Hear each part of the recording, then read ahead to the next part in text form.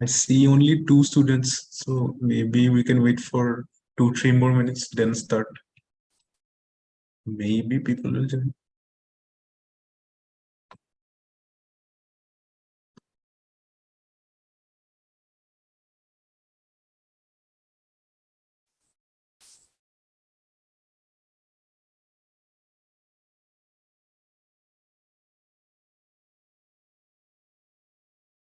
And we're live on YouTube, it seems.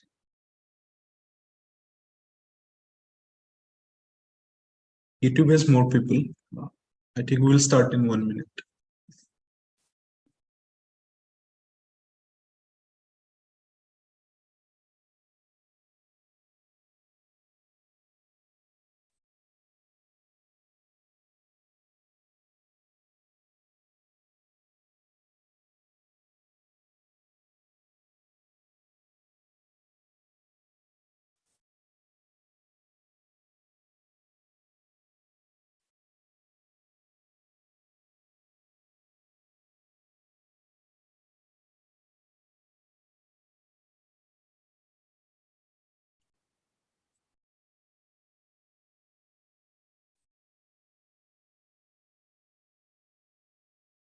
Okay. Hello, everyone. I think we should start.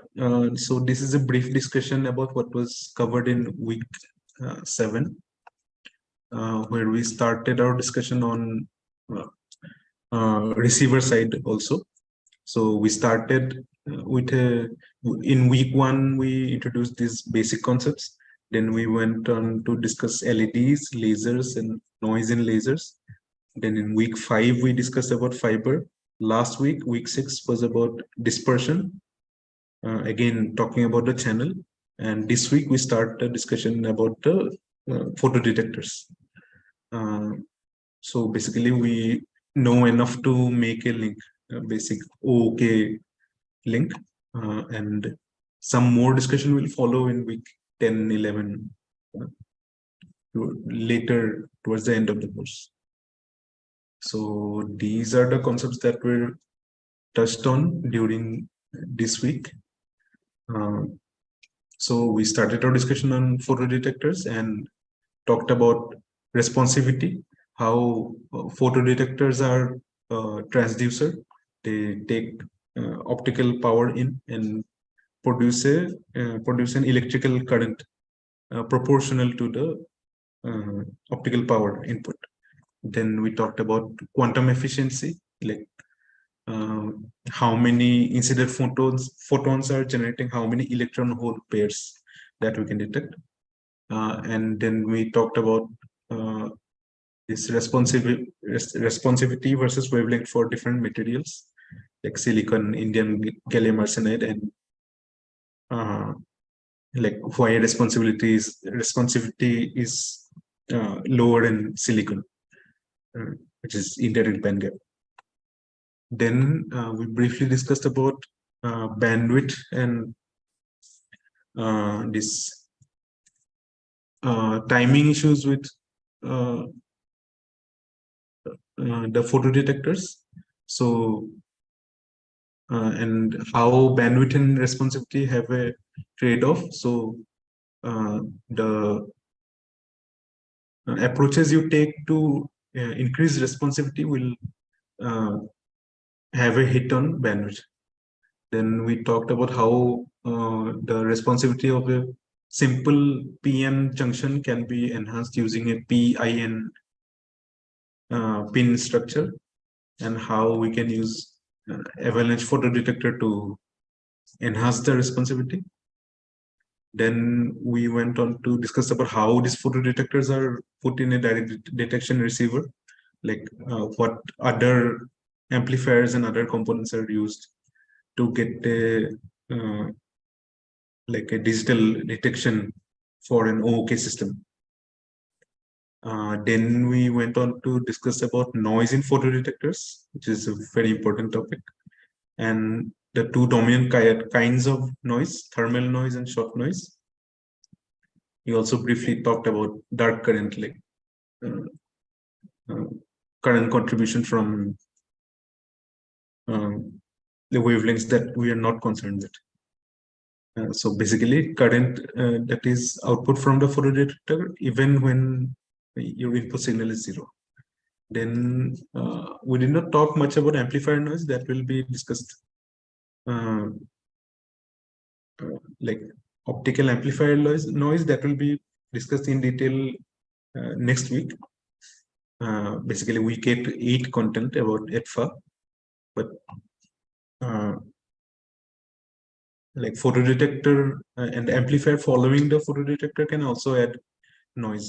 So I think that's when we talked about low noise amplifiers following this photodetector. Then we briefly talked about noise equivalent power, at, at what optical input power does the SNR, is the SNR equal to 0? SNR is equal to 0 dB or SNR equal to 1? And detectivity is 1 by noise equivalent power. So photodetector data sheets will have these specifications. Then we went on to talk about coherent detection, how we mix the signal and LO to get some benefits, improvement in SNR and coherent gain. So exactly these kind of equations will be used later when we discuss more in detail about like quadrature amplitude modulated signals, like IQ modulated signals and dual polarization signals. So these similar kind of equations you will see after 1 week also, 1 or 2 weeks ago. Next week is again important, so don't put it off till the last moment.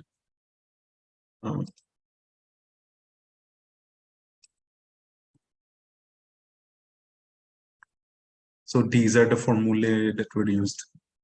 So the photocurrent is proportional to input optical power. Then quantum efficiency, how it relates to responsivity. I think a ton of questions from this week's assignment are based on like this equation. Then during the course, ma'am was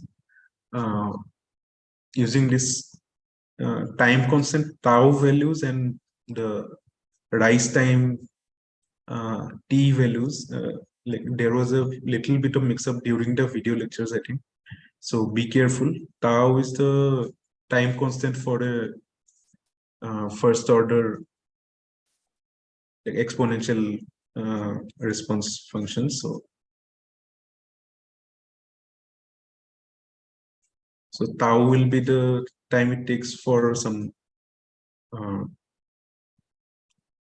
66% or what is the definition for the time constant?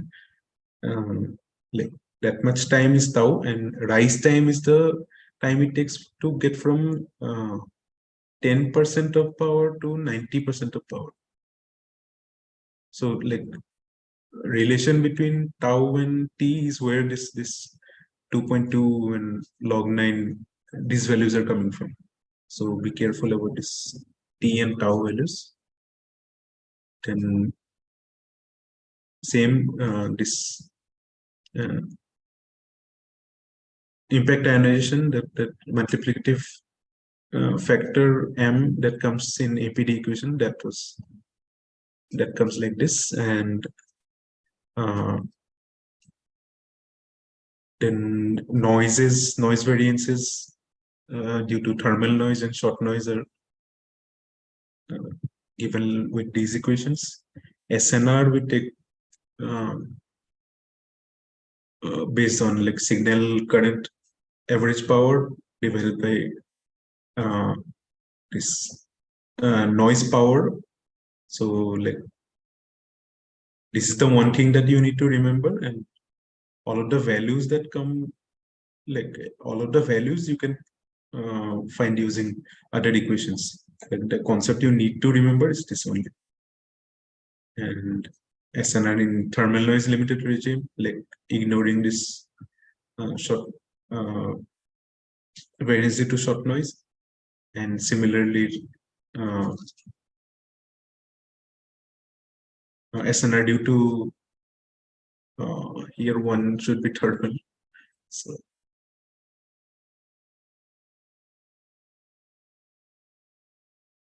similarly, SNR equations for the regime of operation you can find. Then this is the definition of noise equivalent power. Then this equation showed us how you should not go for an APD unless you're really in a low power regime, like when the situation is like not short noise limited, because APD will work worse than a pin photodetector uh, this if the powers are too high. So use an APD only if required to detect very low power levels. And then for coherent reception, these were the equations. So a similar thing you will see in uh, RF electronics also. We to shift the frequency, to down convert or up convert the frequency, we basically want to multiply two signals. This signal with LO. Here, that multiplication is done by using, like, we get a like this product term that comes true because we are squaring this sum. So this product term, this down converted, the down converted signal comes true because of this square of the sum. So like this is not like too alien to what you see in this RF systems.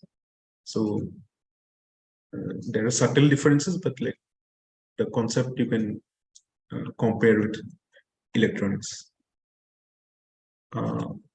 These were all of the equations, and I think the assignment itself is also pretty straightforward, so there should not be any problems. If you have any questions, you can ask or post in the chat. So here are two data sheets for photodetectors. Like this is a pin photodetector around $2,500 in price, and so they sell fiber coupled versions of this photodetector, and also like free space free space versions.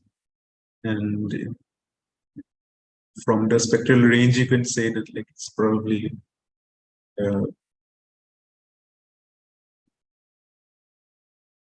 like this is made of silicon that responds to this wavelength range, and versions with indium gallium arsenide construction will respond to this entire our C band and all of the communication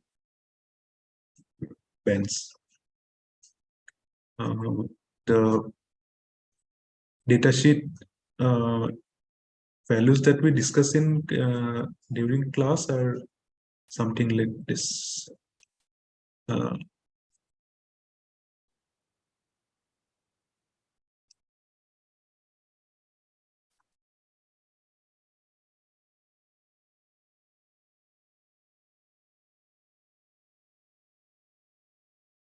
So you can go to this Thorlab's website and check other photo detectors also. Similarly, this is one avalanche photo detector. Uh,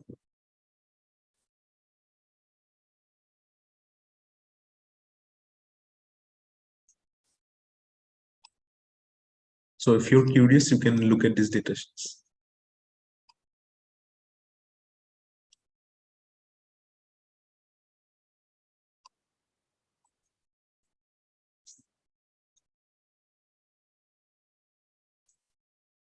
Otherwise, I see a few people on YouTube, but there aren't any students joining here. So if you have any questions, please ask.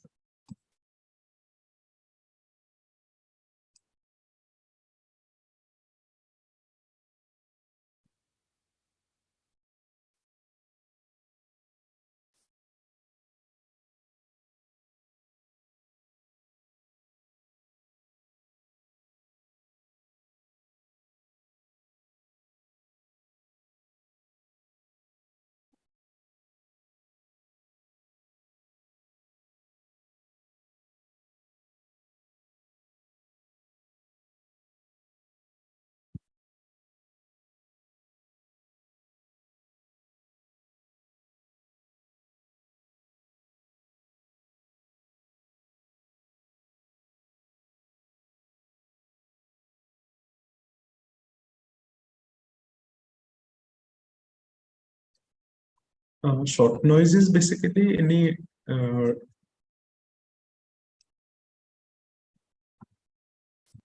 didn't understand the question. Like short noise different for photons following different statistics. I don't.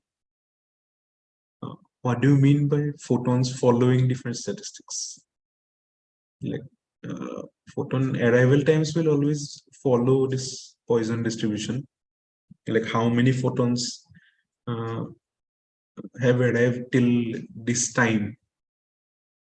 That always follows Poisson distribution.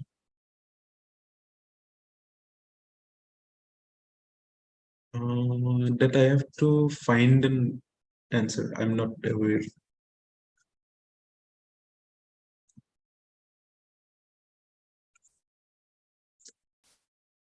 That like Poisson distribution will have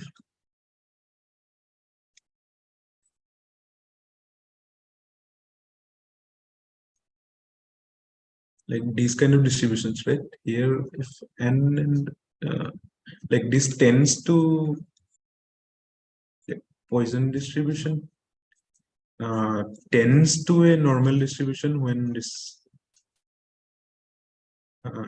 it's, mean and the total number n is uh, very very high, and like uh, this approximation is being used in class. That much I can tell. But your other question, I'll look up and answer in forum maybe.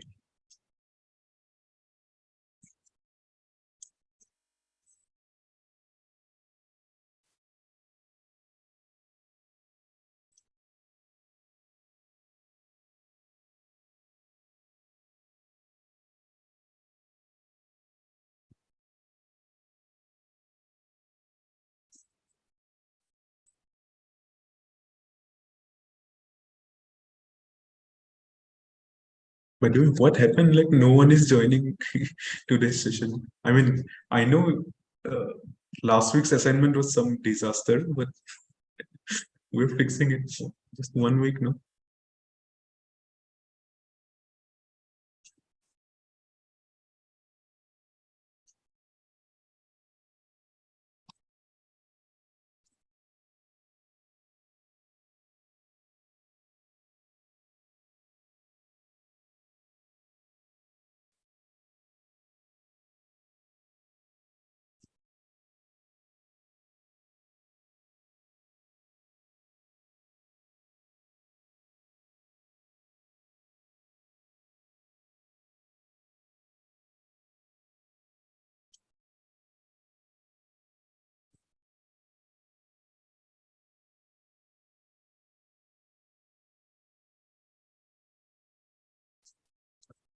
So if there are no questions, like, what do we do?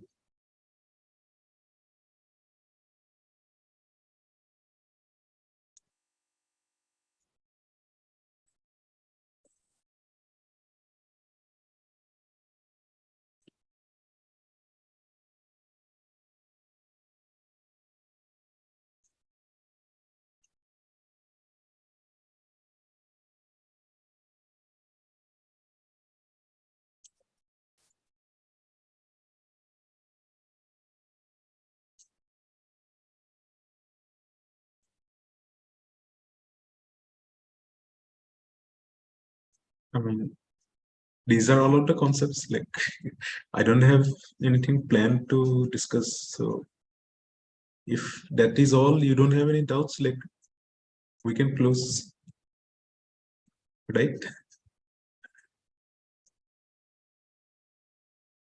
YouTube people have also left. So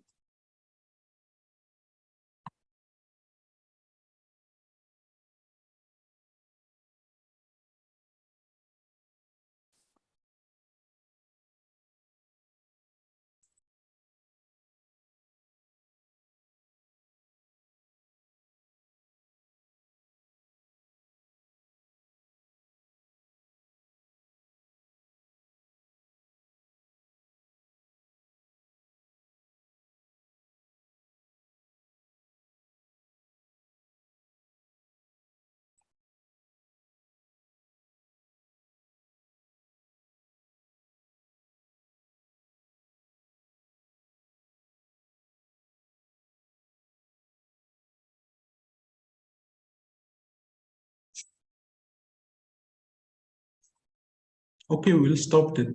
If there are no more questions and all, you feel free to use the uh, discussion forum. And I mean, this week's content isn't supposed to be very difficult. So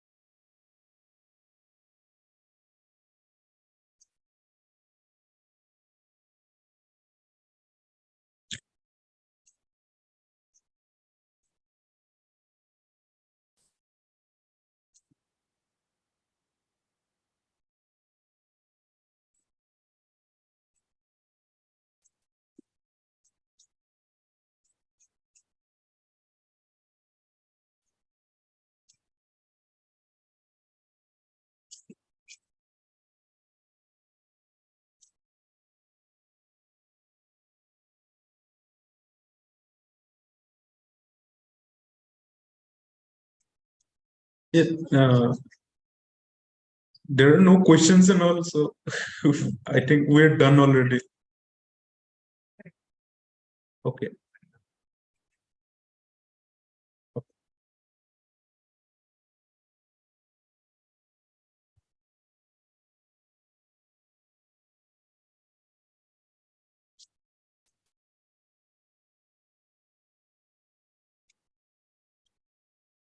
Okay, then we'll see you next week, I hope.